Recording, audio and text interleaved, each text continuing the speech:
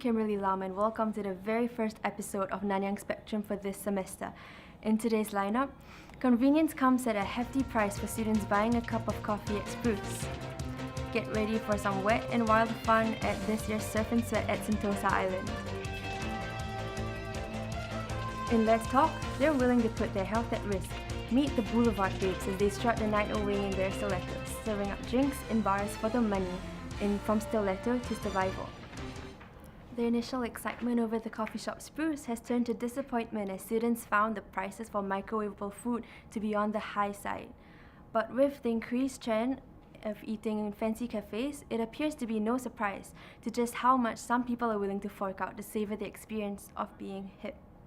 Students from the Wee Kim Wee School of Communication and Information don't seem to be on board with the idea, so I went to Spruce to find out more.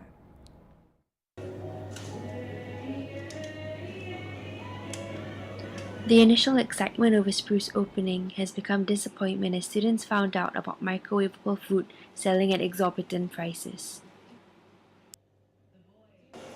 Right here, students enjoy the convenience of having a cafe on campus in Wee Kim Wee School of Communication. Here at Spruce, they serve ready-made coffee, muffins, lasagna, local delights. Today, we find out how students feel about this.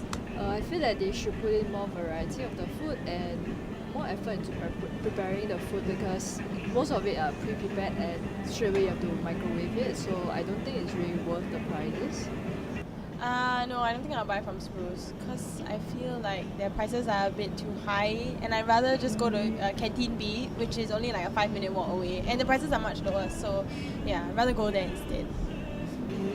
It's $5.50 and I think it's slightly more expensive compared to like what you can get from Kofu or those from canteens. Yeah.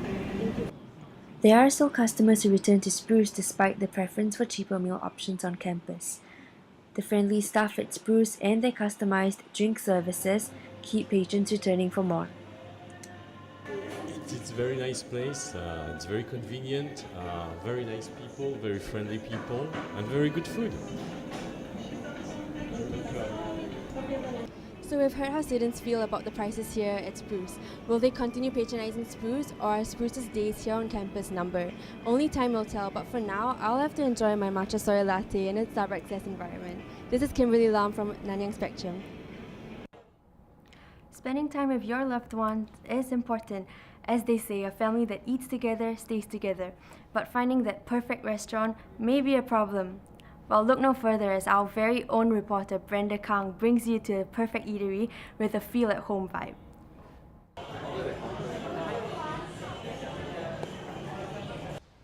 Located right in the Budget North neighborhood, the newly started Together Cafe is a very special place to dine in. It not only has a carefully curated menu, but its Taiwanese homestay-in concept will warm your heart while you dine. So Together Cafe actually starts off because our family members all live around this area and we all grew up around this area. So that's why we think of having a place for our families to get together. And it happens that we have this area which is near to our house. Together, this name comes about having a place to get together. So that's why the spelling is different. Another highlight of the cafe is the good food and affordable prices. Together Cafe aims to bring customers to their comfort food without burning a hole in the pocket. These are all the signature dishes of Together Cafe. So let me first introduce their very yummy pot cordon bleu, Mexican quesadilla, and their very famous grilled pandan chicken chop. And here's my favorite, the chocolate lava cake. Handmade from scratch, Together Cafe believes in serving only the best for the customers. This is my favorite lava cake. This only comes in the month of February. Yeah.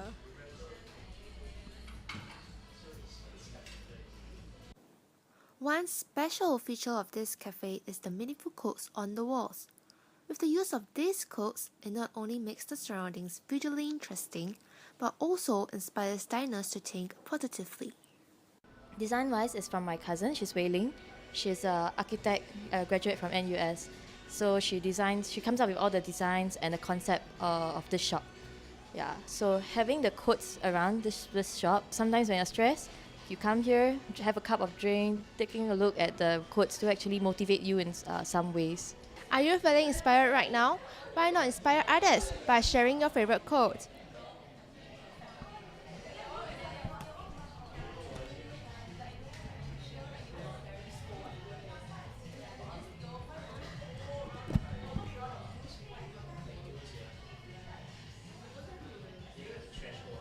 What are their thoughts about Together Cafe? Let's hear from them.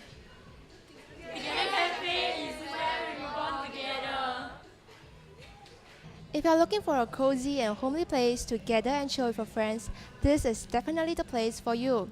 You can also check out their website at www.togethercafe.com.sg for more information. This is Brenda reporting for Nanyang Spectrum. The idea of homeschooling in Singapore is rarely a norm. It has always been about getting into the top schools. Today in Let's Talk, we meet Leela Lai, a homeschooled student of 12 years.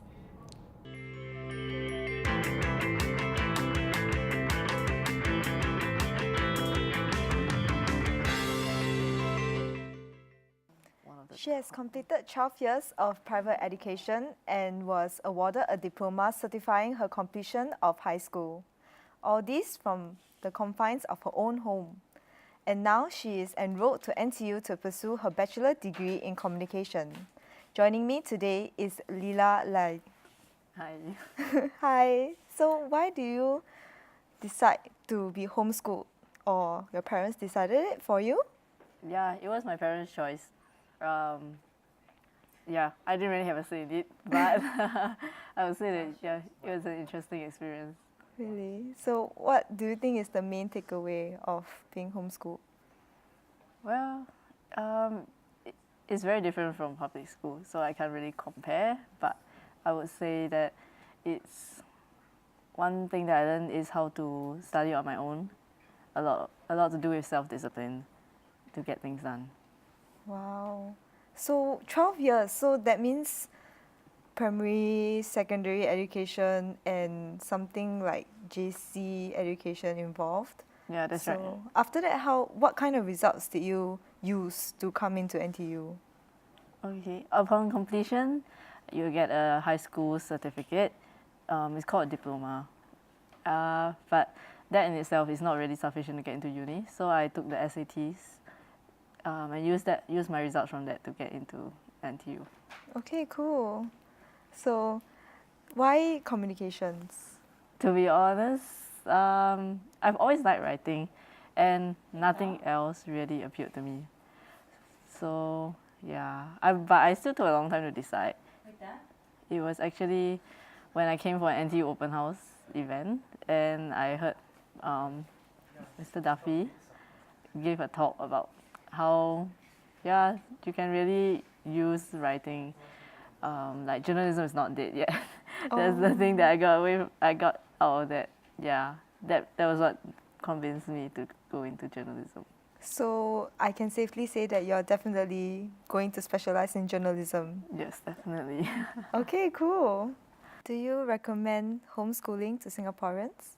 To say recommend, I would ask them to think of it as a viable option, because it does require a lot of commitment from the parents to put in the effort, because it's not like just sitting your child down at the table, giving him the books and letting him learn on his own. It's about putting in the effort to make sure that he does his work properly and that he gets the other benefits of homeschooling, which is spending more time with your parents and allowing them to mold your character in ways that a teacher can't give you the one-on-one attention that a parent can. So I would recommend that consider it. Don't write it off as something too far out. It can be done. Okay. Thank you, Leela, for educating us on home education. So back to you, Kimberly.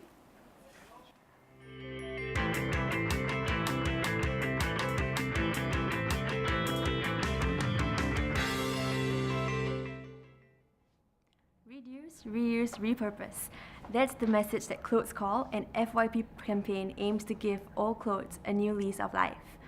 The campaign will educate the masses about reducing textile waste by turning your old clothes to new items. Nanyang reporter Deborah Koh has more. Folks, they're going to win prizes as well. Ever heard of clothes repurposing? That's the act of giving clothes a new purpose. It not only gives clothes a new lease of life, but also reduces textile waste. Clothes Call is a campaign done by VQME students who are in their final year. It aims to educate the public about clothes repurposing. And I'm here in IMM, a mall in Jurong East. Through this campaign, we have actually introduced a new R out of the 3 R's, which is repurpose. So repurposing encompasses reuse and recycle. So that's why we're called Clothes Call, because we believe that it's a very close call between throwing something away and changing it up. So repurposing is about reusing and recycling, but more reusing actually, because we want to give it a new purpose. Yeah, so we're trying to really push for it to be like wearable art. So for example, you can see all the mannequins around us. It's a bit of how like our repurposing efforts can take on a more artistic form. Yeah, so it becomes like wearable art. And that's what we're doing for Clothes Call. The waste material is actually a huge resource for us to draw from. And it's, as designers, there is an opportunity for us to design waste out of the cycle. So that is why I'm interested in this whole project.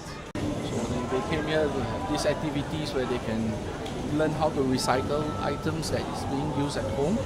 And he has a new bag now, and he's very excited about this. It's interesting to note that over 150,000 tons of textile and leather waste is produced in Singapore in 2013 alone. Clothes Call aims to educate youth in hopes that they become more environmentally conscious and eliminate unwanted clothes. It looks like it's been a success. This is Deborah, reporting from IMM for the Nanyang section. Young people are doing almost anything for extra pocket money nowadays, even if it means having to stand in a pair of 4-inch heels for hours. 22-year-old Melissa Sim works as a Boulevard Babe at Night Barn Bistro, where her presence is to make sure her clients are happy.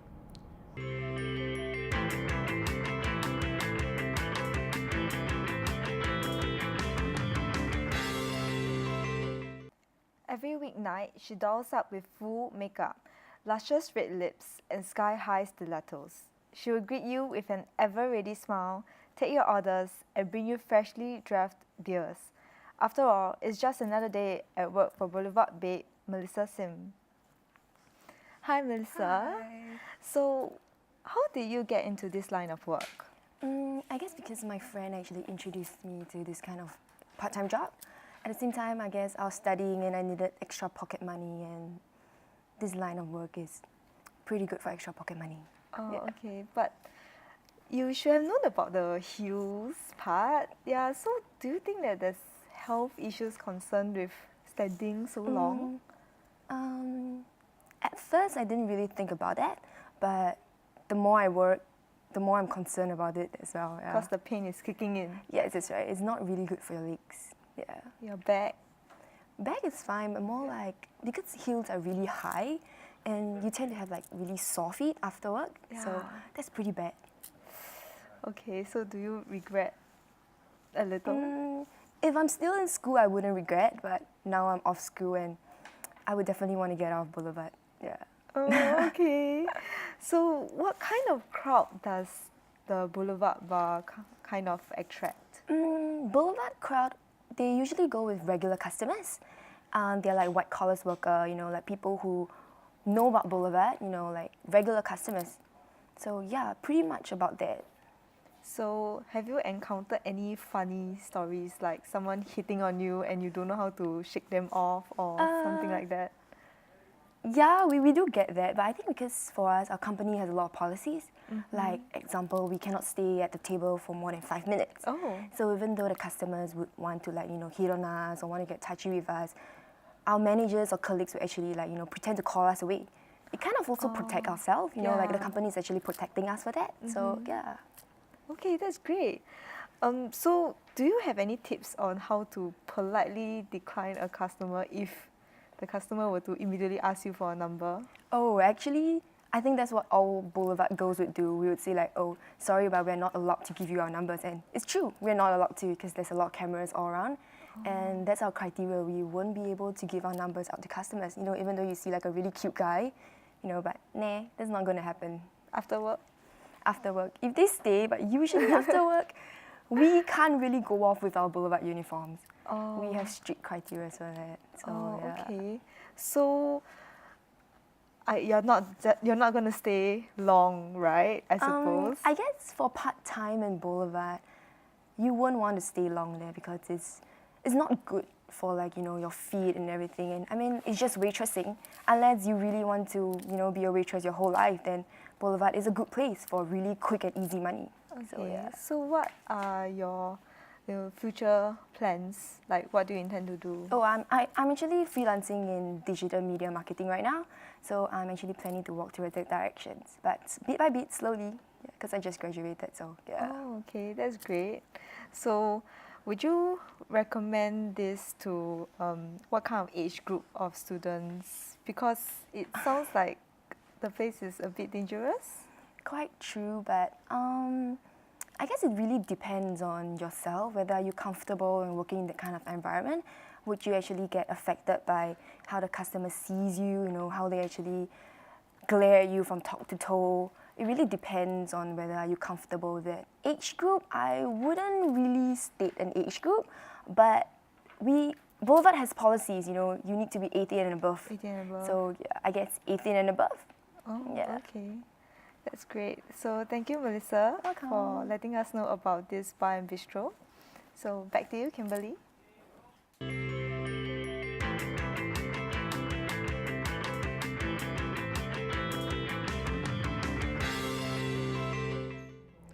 So it's more fun under the sun at this year's annual Surf and Sweat. This event celebrates its 20th anniversary with more splashes and than ever. Taking us to Siloso Beach, it's Kareem Tia with the Lowdown. I'm here at one of the biggest and most anticipated beach events of the year. It's Surf and Sweat. Let's go check it out. As they celebrate their 20th anniversary this coming year, Surf and Sweat has revamped their main event to bring you Splash and Slide. Going on into the 20th anniversary, we felt that there was enough reason and we felt confident enough to move on this year. So that's why the inflatables came about. Everyone has put in so much effort into their respective portfolios, and today you can see that everyone is upholding themselves well as event organizers. Yeah, so I'm really very proud. It was actually quite a big challenge because we had to cover up for the amount that we actually spent for the inflatables, which was quite a lot of money. Yeah. Being a new event, there's always a lot of uncertainties as well as a lot of pressure to make the event a very successful one. So that I feel that the effort was worth it because, like, today, looking at all our happy participants, especially during such a big anniversary, yeah, I really feel that it was worth it. Not to forget, the beach games are still an all-time favorite tradition that is here to stay. They range from volleyball to handball to captain's ball and many more. We didn't expect to have face such strong competitors because we thought, like, you know, Surf and Sweat is going to be like quite a chillax kind of event. But then apparently everyone here is doing very well, I would say. Yeah. We had a lot of fun under the sun and the background music. Yeah, it's good. Participants can chill out by the stage after sweating it out, which includes live band performances, various stage games, and the Surf, Hunk and Babe competition. It's been a really awesome day at the Surf and Sweat. If you missed it this year, do watch out for it next year. This is Corinne Tia reporting in the Siloso Beach. Bye! We have come to the end of our first episode. We hope you enjoyed today's lineup. Be sure to catch the next few episodes on Nanyang Spectrum. Goodbye!